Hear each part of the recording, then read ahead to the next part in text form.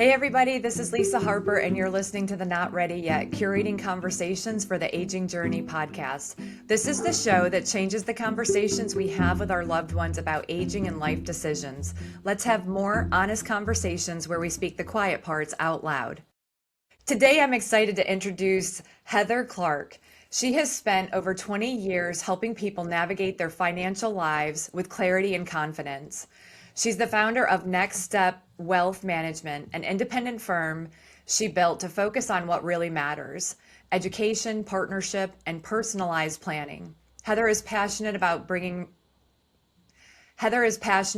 building relationships and being part of her clients' journey, not just their numbers. When she's not working, she's likely coaching middle school runners, supporting veterans, first responders, and rescue dogs through a local nonprofit, or she's recharging in the mountains. Heather, I'm so glad you're here. You have a heart for helping people, making confident, informed decisions, and that's why we are here. I think this conversation is so important to everyone. When we start talking about finances and cost and how to fund the rest of our lives, it gets really overwhelming really quick. So, first of all, thank you for being here. Yes, thank you, Lisa. I'm super excited to be with you this morning. I think that there's just our financial lives are so big and they entail so many things. And people tend to get tunnel vision when they start dealing with a situation, be it parents, children, themselves. And so I think part of what we look at in our practice is helping people look beyond that tunnel, because when your tunnel vision is there, you miss a lot of the other things that impact the choices that you're making. Yeah. So I think that this is great. I love it. Education is huge for me in my practice. I just want people to be able to make, albeit maybe not always the right financial decision, right? From a financial standpoint, I can say what makes the most sense. But from a hard decision, I need them to have at least know I made this decision. It's financially a smart one, but it's what allows me to sleep at night. And I think that's really where these types of environments that you're providing to people really allow them to have that information and see a bigger picture and make a better decision based on that. Yeah, and that is the goal, right? And it's so specific to everyone. Do you have a pension? What are we looking at here, whole picture? Like, what is funding your life, right? And that's an individual question for every single person. So when you're starting with someone, like, what is the starting point? That overwhelm and like oftentimes avoidance, how do you get people to just take that next step and begin? Yeah, that's a great question, Lisa. I think, first of all, I think that one of the biggest barriers typically in just even getting someone to end a conversation is their own personal lack of feeling confident in knowledge that they have and not wanting to ask a stupid question. And my philosophy is there's no stupid questions, right? If you don't ask, you don't know. So trying to get somebody to take that first step and actually sit down so you can start to look at the pieces of the puzzle that they have. I use an analogy all the time about all their financial pieces and just kind of part of a box of puzzle pieces. And we just have to kind of dump it out, figure out what we have. Sometimes you're missing pieces or you got a piece that belongs to something else. So just trying to figure out what we have to start with is super key. And I think making sure that people understand you don't have to know all the answers to all those questions. You just need to know how to find your, need to have a resource available to you, which is, what both myself and you through this podcast are trying to do is provide those resources to people. Yeah, and that's why I say in the beginning, it's like these silent thoughts that we have, but we don't know where to go with them. We don't know who's safe to ask. We don't know. And so, financials, especially, I mean, it gets personal really, really quick. Like, how do they find somebody that's trusted in Yeah, this environment? sure. There is, depending on the financial professional you're working with, there are different licenses, there's different credentials. A lot of people, the big thing that comes up all the time when I have somebody reach out initially is, are you a fiduciary? Anybody in my industry is a fiduciary. You hear on a lot of the TV ads and radio ads, we're a fiduciary. We're all a fiduciary. All that means is that we put your best interest before our own, and we do things that are in your best interest. That's what a fiduciary is in a basic layman's terms. So I think anytime you're going to look at a financial person, that's kind of just know that they all should be fiduciaries. If they're with a Morgan Stanley or a Charles Schwab or Fidelity or somebody like myself who's in that independent firm practice, the basic things are, you know, like I have a securities license. I have some different designations that are numbered 65, 63. They just tell the industry what I'm allowed, which areas I'm allowed to work within. Is there one for retirement? Is there a designation for retirement?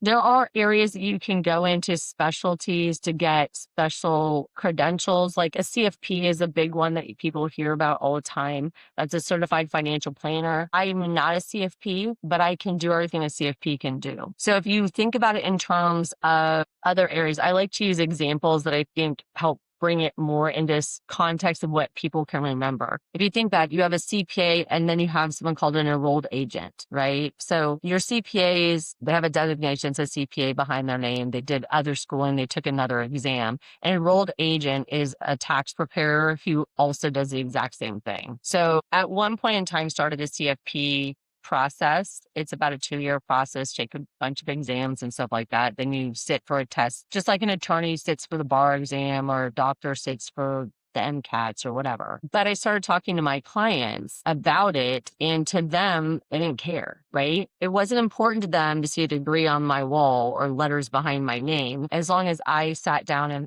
they felt like I knew what I was doing and I was taking care of their financial needs. So I think more importantly than acronyms behind somebody's name is, does that person, when you sit down with them, when you're interviewing financial professionals for your own personal situation, does that person connect with you? Do you feel like because this is, to your point, very personal matters, right? We're talking about, honestly, life and death. We're talking about every dollar you have in your savings. In this situation, we're talking about, our parents and how do we ensure that they have good lives? How do we potentially pass something on to our children? I mean, it's multi-generational when you're starting to talk about your finances too.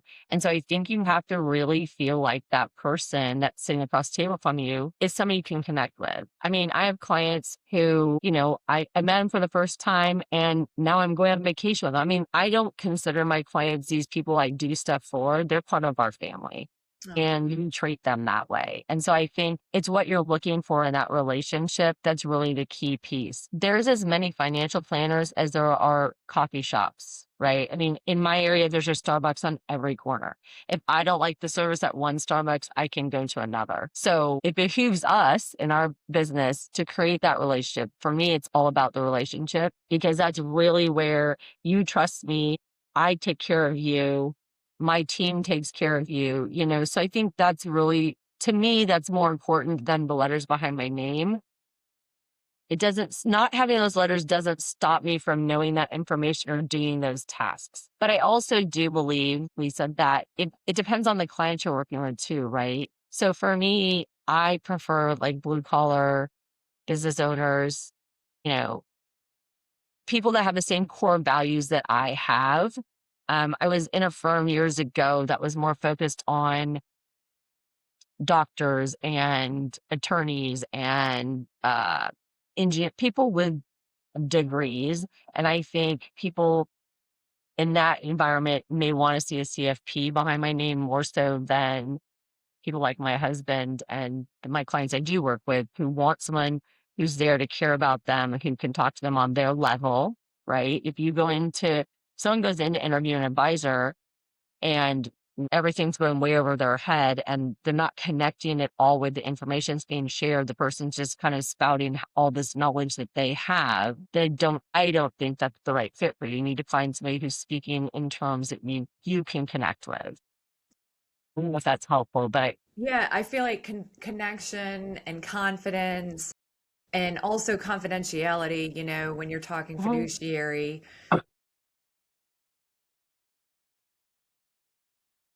We say trust and people market the word trust like it's just a given, that they trust that you're capable, that they trust you, that you're trustworthy. And I'm like, that's an experience, you know? It's not a word. And I think it's lost its value. I've heard in the last few years we're in a trust recession as a society because it's thrown around so much. And yeah, it's about them having confidence and a connection and understanding that you're hearing them and seeing their puzzle, this puzzle that we have to put together, that is made up of so many different things. Because, like you say, it's intergenerational. We start talking about late life planning, which hopefully somebody's been doing prior to. But if there's children involved, adult kids involved, if you know they have grandkids, they might be looking at colleges. It's like it becomes this whole. It's really everything that's going on in that family's life becomes part of the conversation.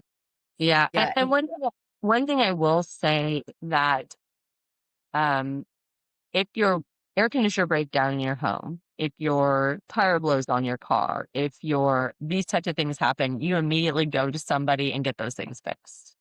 But I will guarantee you that people avoid coming and sitting down with me for years. No, yeah. really. No, the And it's avoidance, the sad. overwhelm.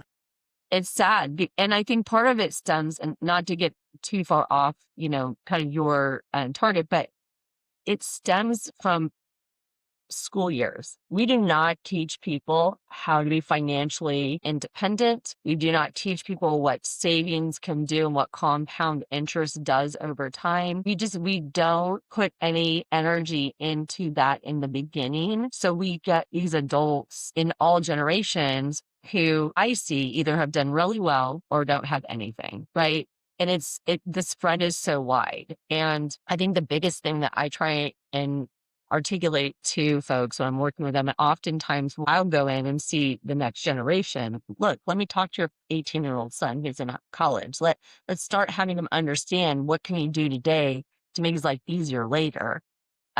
It's just you have people have to pay themselves, right? We pay our house payment, we pay our car payment, we pay for our insurance, we pay for food, we put ourselves last. And so trying to teach a whole generation. We have more people on Social Security today than we ever have had, right? I know back in 2020 or so, I had done some research. Over 15% of the population in the United States was 70 and over. That's a huge percentage of the population. Those people are drawing on Social Security. I would bet a large percentage of those are only living on Social Security, right? Right. So that in itself is its own problem. That's compounding just the other social services that are required in today. When I'm doing planning with people in their 20s, 30s, and 40s, for example, I I'll tell them we're not counting on Social Security. Social Security may be there and may not be there. So let's not count on it. So if you don't start planning today for how you're going to get taken care of in your retirement years and your golden years, which now is not a 15-year period. For a lot of people, it's 30 years, right? Then no one else is going to take care of you. It's hard when you're I'm in that spot where my parents are in their mid 70s. I have adult children in their 30s. So I'm like right in that sandwich period, right? So I'm watching my children become adults and do adulting things and trying to kind of encourage and guide them to take care of themselves so that when they get to my age and I get to my parents' age, like we're not, having to play this game of how do we take care of each other. So I think, yeah, I mean, the more that people can plan the earlier in life, the better off, right? Social Security, it's meant as a supplement. It's not meant as the only source. It wasn't built for that. It was built as a supplement. And so, the fact that so many are reliant on it and living only off of that because there wasn't planning or decisions made. And it's like when you're talking about before you were talking about values and how that shows up in financial planning, it's like how do we get people to kind of align themselves with that future person, right? Like you say, if you're not taking care of yourself and planning for yourself, no one else is to have that in. But it's like family to family is what I see. If one Right. family knew about it and they were educated and they were shown money in a proper way, there wasn't, either lack of or whatever. Sometimes that's not the only thing. It's like it's just the philosophy around money in the house. And we have to find that in other ways if we don't get it growing up. Yeah, no, absolutely. But I also think that it leads to, interestingly enough, how you were raised. It doesn't matter what age the individual is today, 50s, 70s, 80s, whatever. The world that you started in can impact how you spend now, right? So, like, I have some clients that are in their 80s.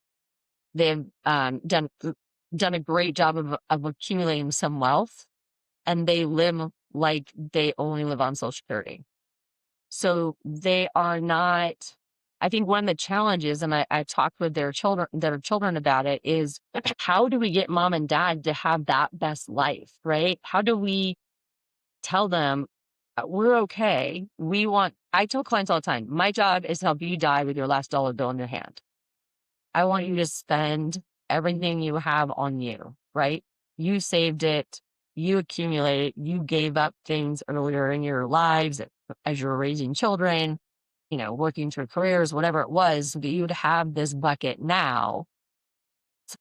Not fix something in your house. Don't not put new carpets in. Don't not take a vacation because you're afraid you're not going to have enough money. I had a neighbor, dear friend. She's like my second mom, right?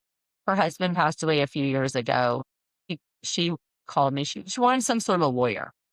I said, what do you need a lawyer for? And she goes, well, he passed and I don't know. And I said, okay, but before you do anything and spend any money and go anywhere on that, let's just see what you have, right?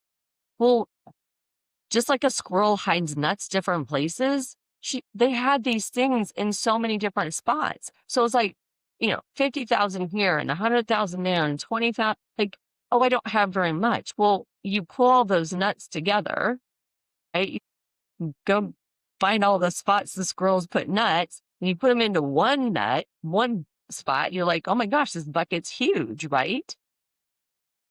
Because I think, especially older generations, felt like, well, I had to have 10,000 at this bank and 10,000 at that bank and 10, because, FDIC insurance. The bigger thing is make your life simpler, bring all the nuts into one hole, right? Now we know how many nuts we have. Now we know how long can we eat nuts, How long will the nuts last us? Right. How many years can I feed you nuts Yeah. until there's none left in the bucket, right? And so I think, simplifying things, humans in general, have very short memories when it comes to dollar amounts. They will always tell me the highest value they ever had in an account. They do not remember what they started in. How much did they put in there initially, right? I put $100,000 in. It went up to 500,000. Now it's only at 427. I've lost money. No, you haven't lost money, right? So there's kind of a lack of reality around money also, just because people forget. We forget. I mean, that's the bottom line. We just don't have a realistic view of that. So I think that's the other place where, like, a financial professional sitting down.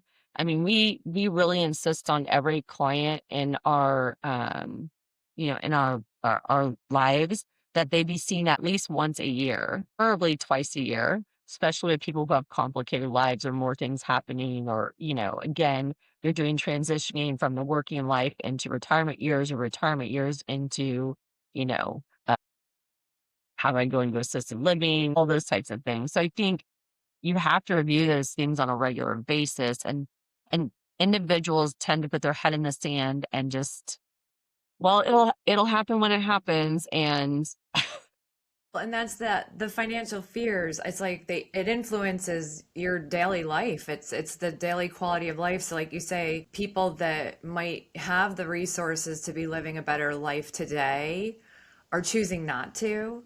right, How do we find a balance between, I know adult kids have reached out saying, my parents have more money, but they're living in this way that actually is concerning me because I don't feel like they're getting the health care they need. They're not doing the things they need. They probably aren't eating the way they need to. They're not taking care of the house. There's all these other things that start to snowball to your point earlier about spending every dollar, there's like this mixed bag going on now of, you know, adult kids coming to terms with maybe there won't be an inheritance, maybe the money will need to be used. There's some crazy statistic about the amount of money that is spent in the last 6 to 8 months of life in healthcare. I think we need to start thinking about that more and having that real conversation, because the burden on our parents to think, oh, I'm supposed to be leaving something to all the kids, or, meanwhile, they're not, they're not, they're not checking on their quality of life for how many more years they're going to be here. So, I mean, how do we solve this puzzle? We talk about the roof over our head, like what's my housing situation look like, and how do I get my medical needs met? Yeah. Um, and so I how do we think plan? Yeah. So I think, at least in my practice, when I have clients that start to get into that 70 age group, if we haven't had conversations prior, so I have a lot of households where I have multiple generations that we work with.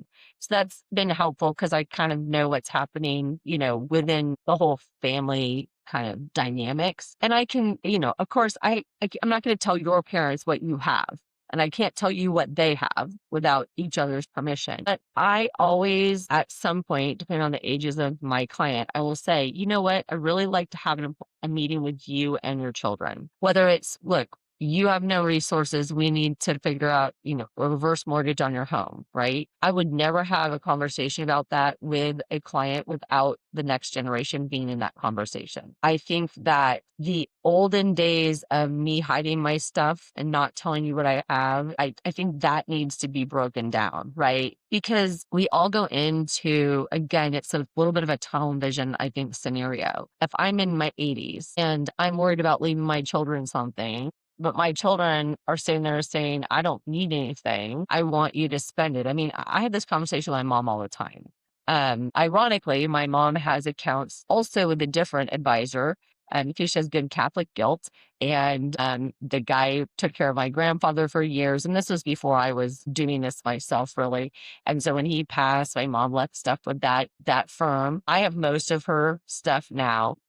He's always telling, oh, you're going to run out of money. You need to quit spending money. It's like, Mom, we've run your retirement, we run the calculations, right? So your financial professional that you're working with should have a resource where they can plug in mom and dad, yours, whatever, all of the things that you have, your existing accounts, if you're still working, what your income is and what you're deferring into your retirement plans within that. They can put in projections for social security and pensions and, potential inheritance, sell the house, whatever. I can plug all those pieces into some software. It runs a Monte Carlo, which is thousands of simulations within the market, and it will tell me the likelihood of success and how much I can draw on a monthly annual basis and run out of money at 95, for example. So I always, when we're working with somebody, I always assume that everyone's going to live to 95. To your point earlier, I call it departure day. I don't know when anybody's departure day is.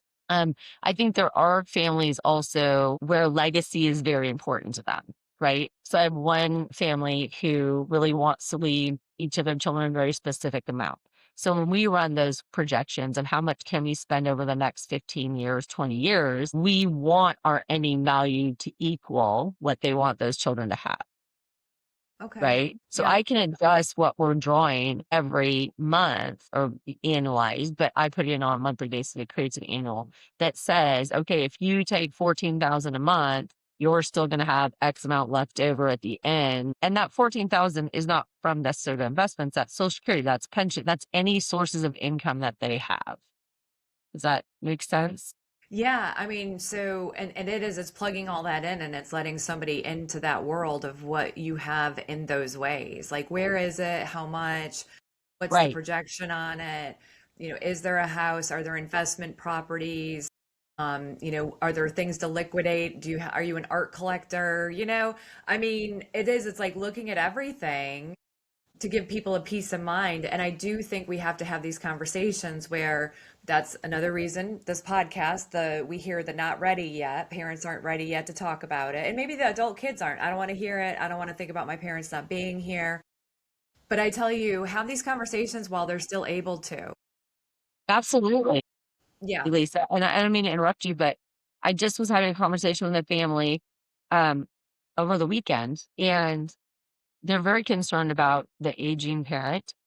And at some point, they're also adults. And so I said, sometimes we got to sleep in the bed we make. So maybe you just got to let it happen the way it's going to happen. That's not when any child wants to sit and watch, right? But I think that I see so many times, it doesn't matter how old. Matter of fact, I have an appointment tomorrow morning with a couple in their 30s who want to know what that 65 to 95 timeframe is going to look like. And so you can start that process at any age, right? I've had people come in at 70 and we do it then. It just really, I think it helps give people peace of mind between, we always start with how much do you need each month right now, today? If I said, Lisa, what does it cost you to live today?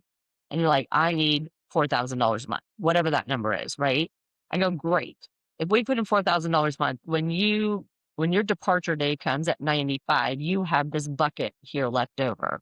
Well, we love our children, but not that much, right? It's not our job to create a legacy so our children don't have to do anything. We should be teaching them to prepare for their own retirement years. So then I can say, okay, well, let's take this bucket. How do we make this bucket closer to zero? So then I can go from 4,000 a month to 5,000 a month. What does that change it? To 6,000 a month. How does that change it? To 6,500 a month. How does that change that? And so with clients that I'm working with, who are maybe in their 60s or early 70s, who are thinking like, do I need to worry about long-term care insurance, right?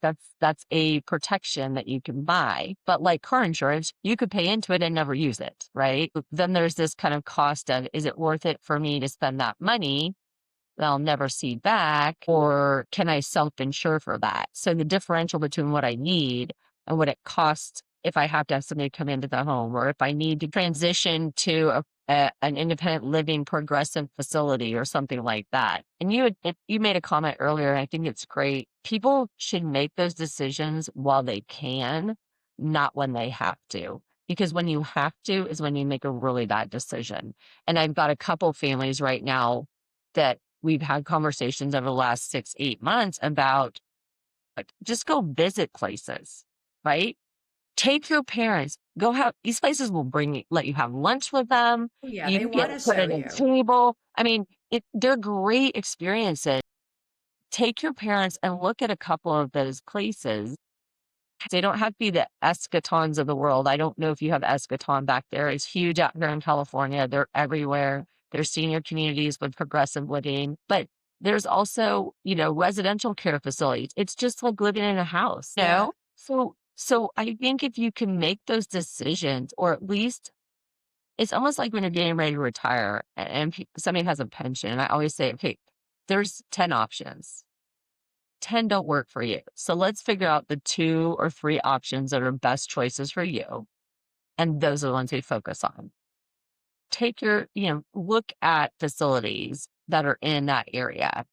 Um, and go visit them. Take your parents to visit them, right? I think sometimes older generations at 80s and 90s, when they think of senior living communities, they think of nursing homes where people are sitting in the hallway. Yes, those things do happen, but guess what? Those things happen to people who didn't make a choice. The planning wasn't Those there. things happen to people who we didn't do any planning, and now we have to find some place, and this is the only place to go. That's why I say housing. What does the roof look like? I think we need to be more flexible. Adult kids, don't make promises to your parent that you're never gonna move them into a community. That's an opportunity to open up this conversation about, geez, if I find you on the stairs after a stroke, what are you asking of me? I think even more so than that, especially as people age and widow, right? They become widowed, is very lonely. And I get that connection of wanting to stay in your home. But my grandfather passed late in 23. He would have been 95, right? He passed before his 95th birthday. My grandmother was 20 years younger than him. And trying to get her engaged in the community again was hard in her own home.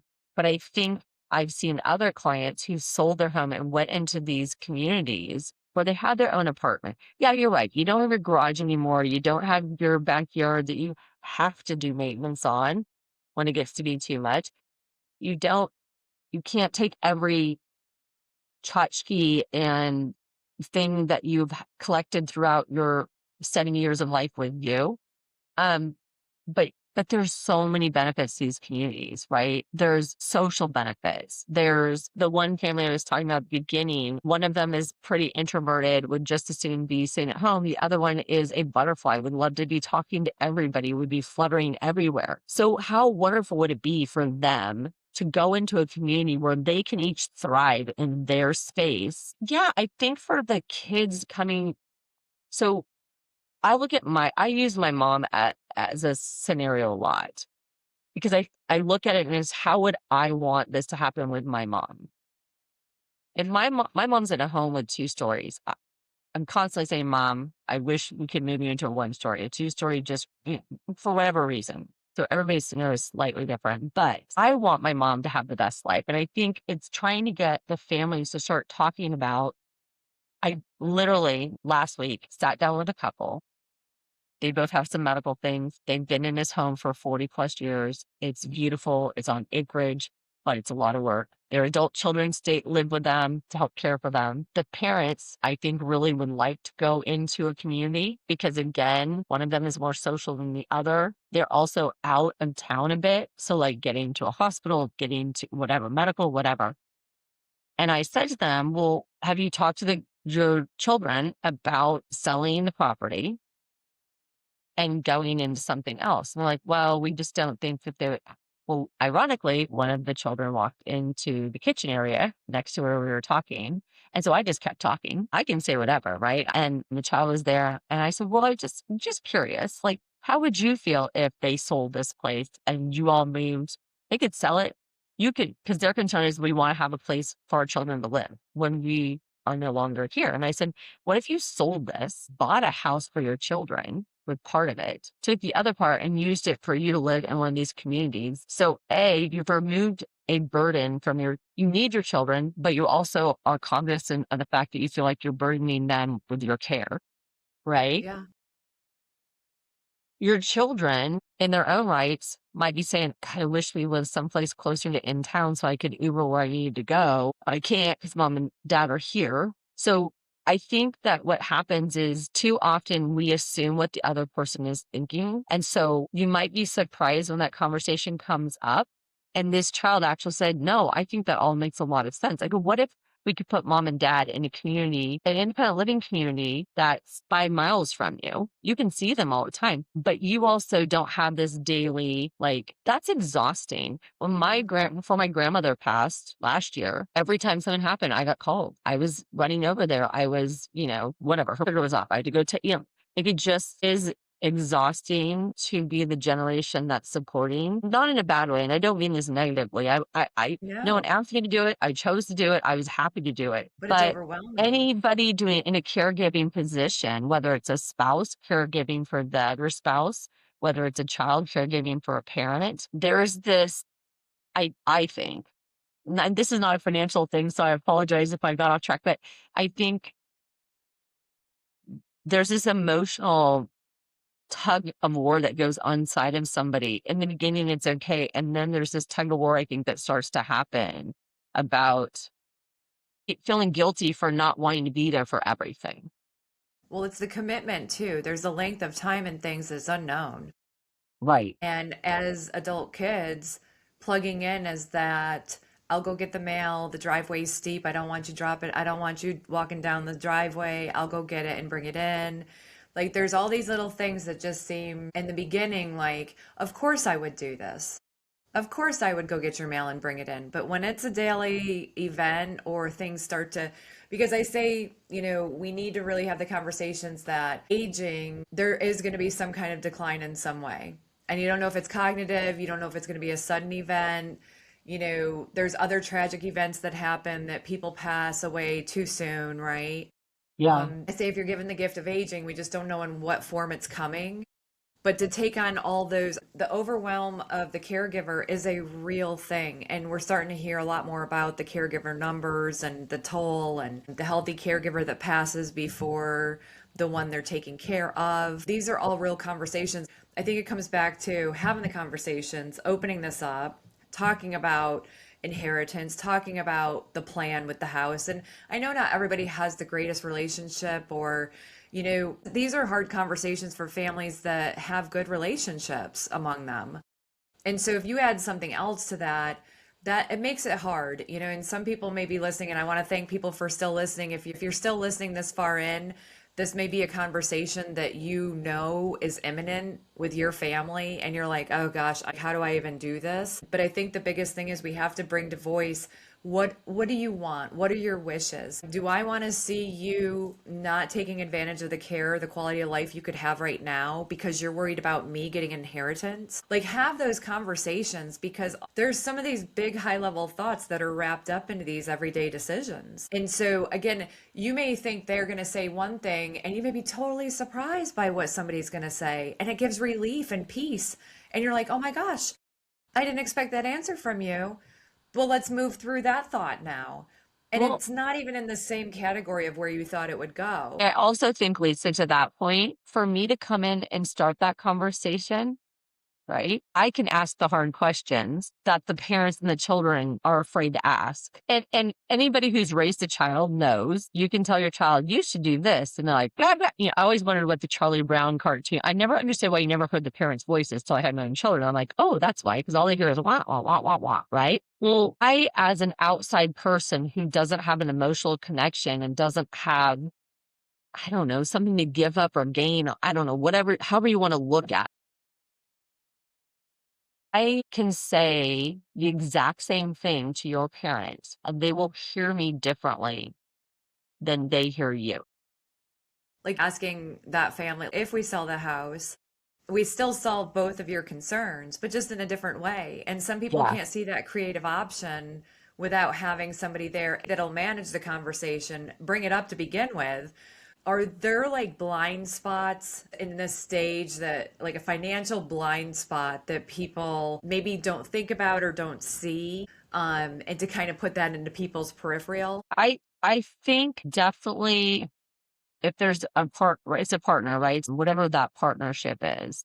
I think when the first person starts to deteriorate, it starts, declines or passes, the second person's there, right? What you really, I think, have to plan for even more so is when it's one person left. I don't think people think about what happens to the second person, because the first person, even if you have assets and you have long-term care and you've done all this planning, the first person has the second person to still assist them. But when they're out of the picture or they're no longer able to just been in that, maybe they have Alzheimer's and it's so severe, right? That there's just not, I mean, my mother-in-law and father-in-law, they just moved him into a facility because it's gotten to the point where she can't care for him well, right?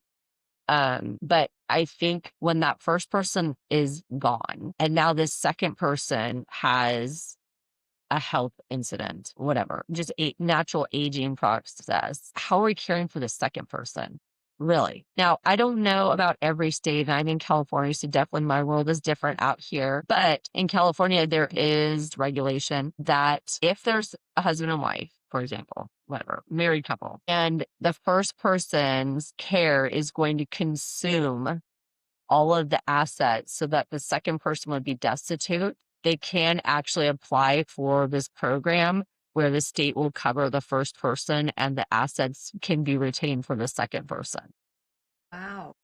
So that's huge, Wow. right? Because otherwise, if it's me and my husband and he has to have all the care and I spend all of our resources caring for him and now he passes and now there's nothing left for me. I think that potentially could be a big blame area because we're so focused on that first person. And we Wow. really need to think about what's going to happen to the second person. Is now my kids going to have to take care of me? I don't want that for my children. I definitely have different perspective because I'm in the environment all the time. But I think that would be one thing for sure. Well, that's a huge blind spot. Yeah. Yeah. To spend everything for the care of one, and then the remaining, the person that lives on. What Yeah. does that look like? I mean, is that going to send them into another category of living after? Right. Well, I had a That's family. heartbreaking to think about too. It is, it is. I had a family who this information came out. I gave it to them. They gave it to a parent. The parent applied for the program, got the spouse into, there was a dementia Alzheimer's issue involved, got the spouse in their program. Now big healthy partner is still at home and thriving, but actually was reimbursed for some expenses because they went back to the date, like initial date of things happening. So again, I don't know if this is something that's available in every state, but there are resources out there. And I think, again, planning for what happens to the second person. But that's a huge point. I appreciate you bringing that up. Do you have any advice for adult kids that really have the best of intentions that maybe want to share with their parents, look, we have our own plan and we want to know what yours is and we don't want yours to involve us. And again, we're all different, all families made up differently. But to start that healthy, productive financial conversation, because it's such a hard thing to talk about, do you have any advice or, like you said, bring in somebody that's an expert to help? I definitely think if you're not sure how to do that, if you're working in a financial professional, ask them, will you help us navigate this conversation with our parents? Or vice versa. Can I navigate this conversation with my children? I think that's important. But I I tend to be pretty straightforward. I think just exactly what you said. If you're the sandwich generation, right? You're the 50, 60-year-old generation and you're concerned about your parents, think kind of being straightforward with them. Like, mom and dad, we want to talk to you. I don't think it should be combative at all, right? Like, look, we we want you to know where we are in life, but we want to know, what do you guys want? Yeah, Like, that's where we're it sure, starts. spouses talk to each other. So my point is that as the children, the the husband and wife are going to talk about what they want to have happen to themselves, right? I think as children, we have to be willing to listen to that conversation. We need to say to them, hey, if something happened to both of you, what do you want us to do for you?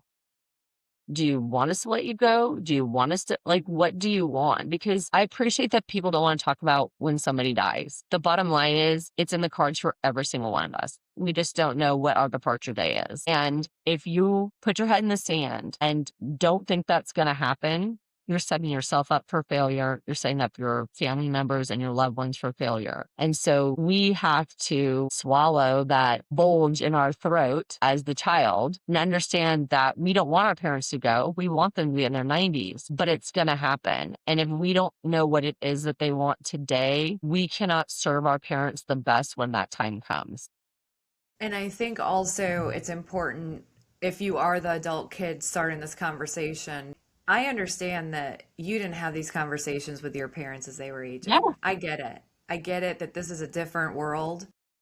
And right now, I might just be planting this seed that in the future, I'd like to have a conversation with you about some of these topics. We don't have to have them right now. I always say these conversations are a process, they're not a yes or no. But it's like acknowledging that this is going to seem foreign to you because you didn't probably do this with your family. And if they say, oh, we did, then great, here we go, let's have this conversation. But a lot of people are like, we didn't do that, I'm not doing that. And so the adult kid is like, no, I really want to have these conversations because it's positioning the conversation in the fact that we are living longer. If you are doing life expectancies to the age of 95, we are living longer. There's a Mhm. lot more to consider. We have medical marvels that can keep us alive for a long time. Is that what you want? We have too many more questions to ask that weren't even questions back when your parents were aging. And so I Right. think if you just plant the seed that, yes, this is going to feel foreign, your defense mechanisms all may shoot up, and you're going to be a porcupine for a minute, and I'm going to let you do it. But I'm going to come back maybe in a month and just say, hey, let's have these conversations because I think that's something that people go, well, I didn't do that with my family. Yeah, but life expectancy was 74 up until, like, you know what I mean? So I There think the wasn't other, the necessity of it. There's a yeah, I think necessity of having these conversations now. absolutely. And I also think, Lisa, another way to approach it is going through like, hey, Ken and I, my husband and I were talking, and we realized like these are the things that we want to have happen. Like we love our home, but we want these things. And we were just curious, like, have you guys kind of thought about that? So that you're approaching it not more. I could see where aging parents, especially folks in their 80s and 90s, could feel like they're being attacked. You're trying to take me out of our house. You're trying to remove my independence or whatever. I can absolutely see where that could be the reaction you get. So maybe sometimes coming from it from a point of, and it doesn't have to be like, let's call a meeting so we can tell you what we want to do.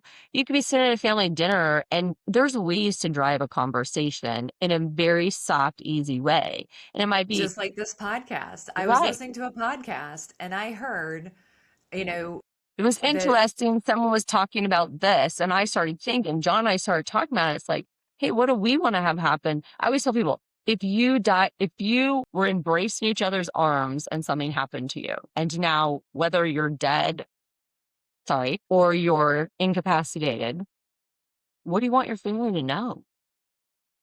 Because you can't tell them then. moment's gone. So, so I realize again, if I'm talking to my parents, and I've had these conversations with my parents, so this is not a problem for me. That's amazing. But I understand that not everybody has. But and I've had this conversation with my children. It's been very clear. If something happens to dad and I, you're going to speak for us. This is what we want. Here's our stuff. So I think the more that we can kind of break down the barriers of those conversations, aging, be it cancer, be it like estate planning, right? Like my uncle did is I got him to do his estate plan a number of years ago. And I said, you need to give a copy to my cousins. And so he's like, I called them and they won't even talk to me about it. They don't want to talk about when I die. Well, guess what? 2 months later, he had a stroke. Jeez. He's okay. He's okay, right? But that was a shock to my cousins. Now, but they're like, now all of a sudden they're like, oh gosh, he really could die. Dad, what do you want? Right. So I guess my takeaway from this is as the child of somebody aging, both to my parents and to my children, even that sandwich generation, I think if we can break that silence and change the conversation about it, it may not have an immediate change in conversation to our upline. I think it will make more of a conversation change to the downline, right? Our younger generations will start talking about it more, but someone's got to break the seal. Yeah. Yeah. Well, Heather, I want to thank you so much. Is there anything that you feel should be mentioned that we'd be remiss if we didn't talk about here today? Oh, I appreciate that, Lisa. I just think I think the big thing is if you're if it's hard for you to do this on your own, go talk to a professional that can help you with that conversation. I think everybody deserves financial advice regardless of where they are financially in life.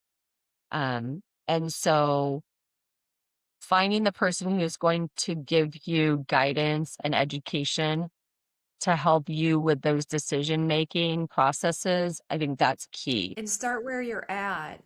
I know I have friends that have been through divorce. I have friends that have taken out funds to get things done. A lot of people are in, not everybody has the beautiful painted picture of everything together. And I think that we stop ourselves from sharing our personal story because we think that we should. And it's not pretty. And we're scared, but we feed the fear by not doing anything about it. And so I think to just start where you're at and start to be able to formulate something because there's so much peace of mind on the other side of having just an idea of finances. So I really appreciate you sharing that last thought because that's definitely you've got to not have a plan is having a plan. It's just Having a the plan to avoidance. fail. It's a It's plan a to plan to fail. fail. Yeah, yeah. Well, okay, so now I wanted to transition into the ready or not lightning round. The first question is front porch or back deck? Which one is your preference for a home? Back deck. Back deck? Okay, yeah. Insider language, we have this insider jargon. What's a piece of industry jargon or a phrase that people outside of your field wouldn't understand? And what does it mean? Honestly, I think the piece that people don't understand most is that fiduciary responsibility thing. I really do. I think that it gets marketed as some special thing that somebody has. And most professional occupations have a fiduciary standard. And again, all that means is that they put your interest or the client's interest ahead of their own. Okay, so So fiduciary. So the third question is, if every listener did just one thing at the age of 55 to make life easier at 75, what would that be? from my perspective, I think sitting down sitting down with a financial planner and doing those retirement projections because at 55 you still have 10 years or more to work. You're in a position where your children are grown for the most part. You're done paying for colleges ideally and stuff like that. So now you're in your life period.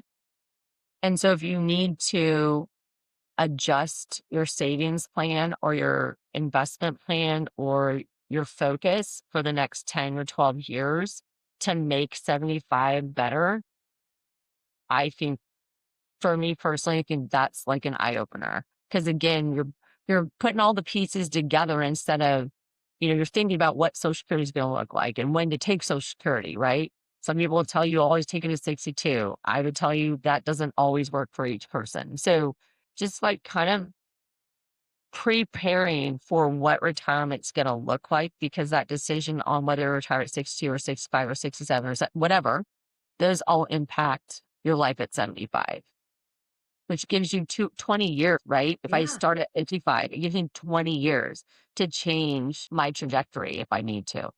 100%. Yeah. I love that question. If we have that much more time to work and to still feed into this formula of what our finances look like 20 years of changing that trajectory for 75, I just think that's fascinating. So I love your answer. And again, I love how these small questions reveal there's always, we make these small decisions, these daily habits, these little quiet adjustments in our lives, be it whether we're gonna, have the conversation about finances or we're gonna do a sit squat against the wall while our coffee brews. It's like these little daily things that we can do quietly. Nobody gives us a high five for doing that squat while your coffee's brewing. But it's like, For me, it's right? push ups in the shower on the wall. Right? Like these little ways we're trying to fit things in.